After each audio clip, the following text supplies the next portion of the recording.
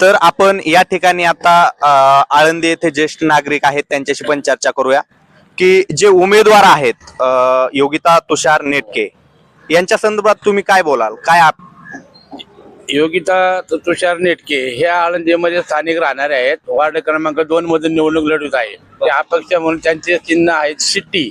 शिट्टीच्या चित्रावर सगळ्यांनी शिक्का मारायचा आहे आणि त्यांना भरघोस मतांनी निवडून द्या. मी माझी ओळख सांगतो.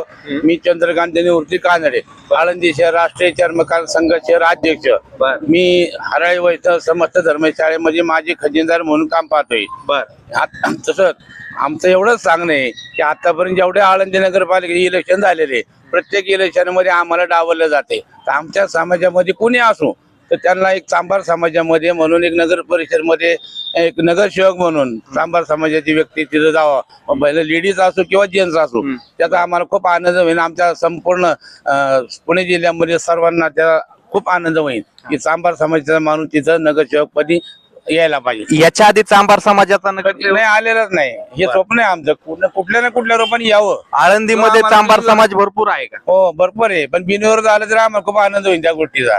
बर बर वा वा आम्हाला मिळाली पाहिजे. बर बर त्यासाठी आम्ही सर्वजण एकत्र काम करू. बर भले आम्ही कोणाच्या दबावाला बळी पडणार नाही. मग आता तुम्ही शहराध्यक्ष आहेत असं सांगितलं, मग तुमचा सगळ्यांचा पाठिंबा आहे का? हो आहे ना, पाठिंबा आहे ना. आमच्या समाजाचा तर नक्कीच पाठिंबा आहे.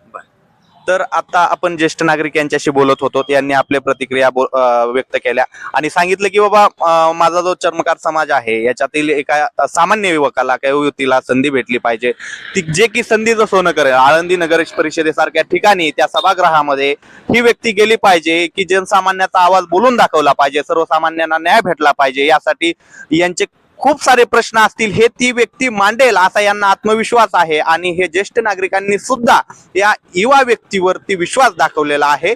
तरी आळंदी पंचक्रोशीतील सर्वांना विनंती त्यांनी केलेली आहे की आम्हाला प्रचंड बहुमताने विजयी करा. कॅमेरामॅन शिवाजीसह शिवाजी कोटुळे. धन्यवाद.